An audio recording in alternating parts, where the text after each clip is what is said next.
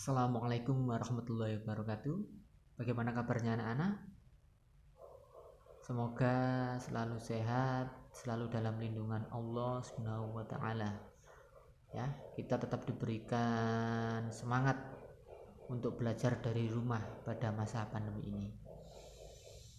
Oke, pada pertemuan sebelumnya di Google Classroom kita sudah mempelajari tentang sistem reproduksi pada tumbuhan. Nah, sekarang kita belajar tentang sistem reproduksi pada hewan, ya. Nah, tujuannya apa? Nah, tujuannya ini nanti menjelaskan perkembangbiakan vegetatif dan generatif pada hewan, menjelaskan perbedaan perkembangbiakan vegetatif dan generatif pada hewan, dan menjelaskan beberapa macam teknologi perkembangbiakan pada hewan.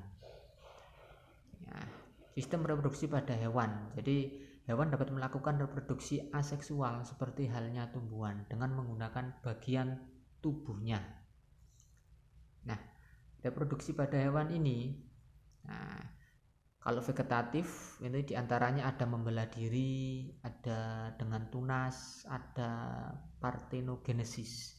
Sedangkan kalau generatif, ya, pada hewan contohnya ada pada hewan mamalia seperti ada katak, kemudian banyak yang bukan hanya mamalia, ya, ada ikan, katak, reptil, burung, mamalia.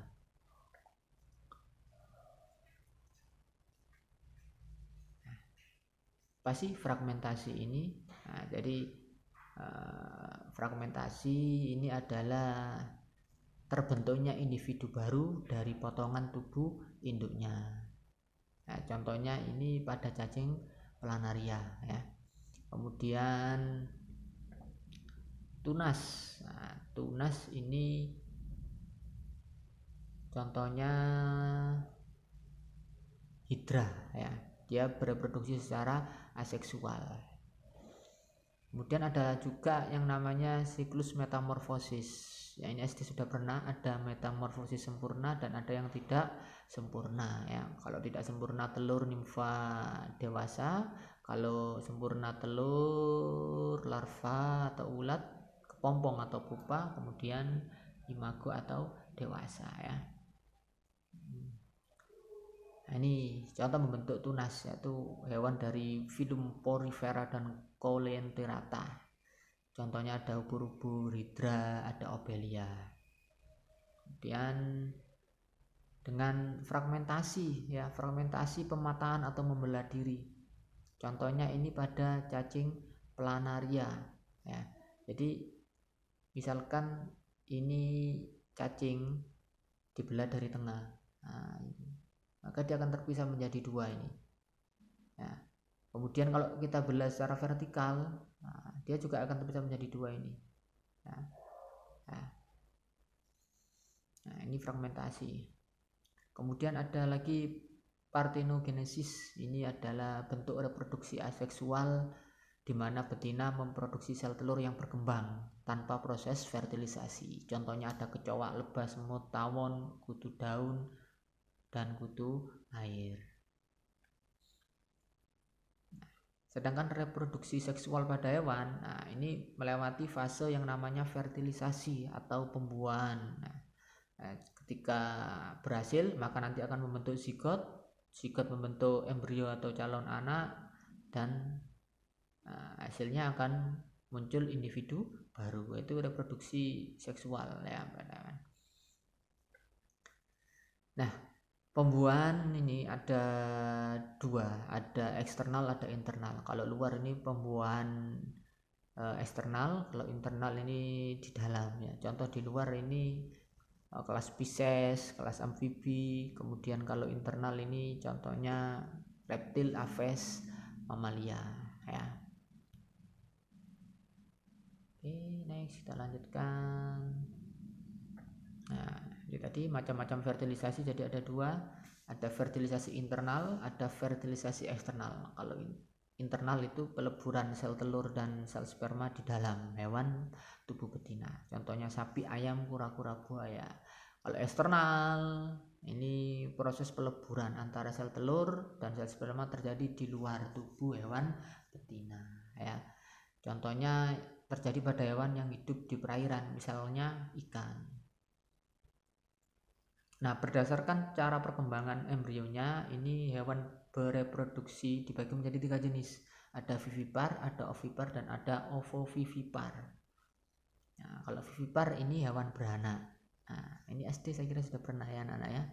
Contohnya banyak sekali, kucing, kerbau, gajah, dan lain-lain. Kemudian hewan ovipar. Nah, hewan ovipar ini hewan bertelur. Jadi hewan ini embrionya berkembang di dalam telur. Contohnya katak, ikan, ayam, dan lain sebagainya. Nah, ini bagian telur ya, seperti ini. Kemudian hewan ovovivipar. Hewan ini bertelur dan juga beranak. Contohnya pada hewan kadal, kemudian ular. Nah, ada juga hewan yang bersifat hermafrodit di sini. Jadi artinya dalam satu tubuh terdapat 2 alat kelamin. Contohnya ini pada cacing ya.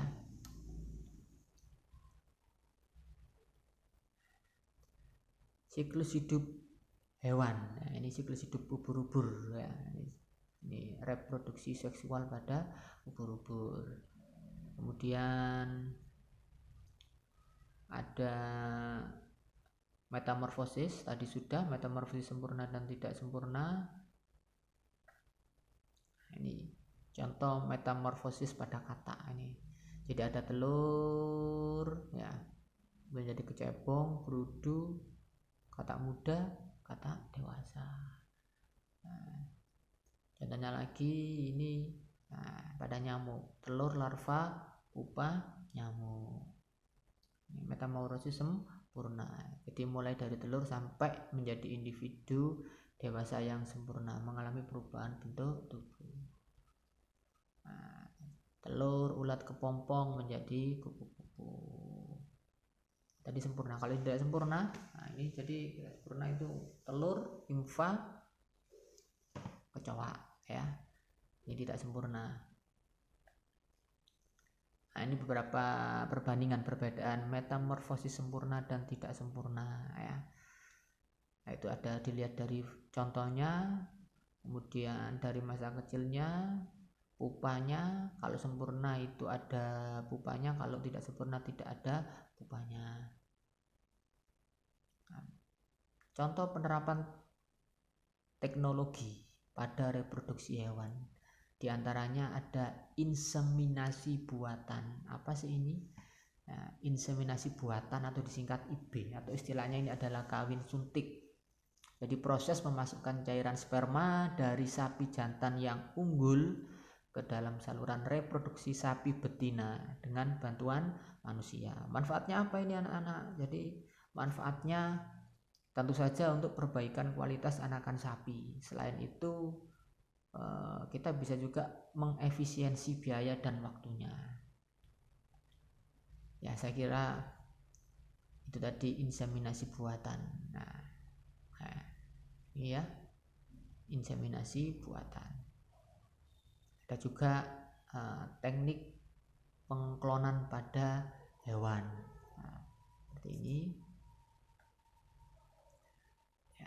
Saya kira cukup anak-anak, itu tadi sistem reproduksi pada hewan. Nah, jangan lupa di subscribe video ini. Setelah ini lanjutkan pada Google Classroom untuk mengerjakan tugas ketiganya ya. Jangan takut untuk membuat sebuah kesalahan, tapi pastikan Anda tidak melakukan kesalahan yang sama 2 kali. Semoga ilmunya bermanfaat. Terima kasih atas perhatiannya. Sekian, tetap semangat dalam masa pandemi ini untuk belajar dari rumah. Assalamualaikum warahmatullahi wabarakatuh.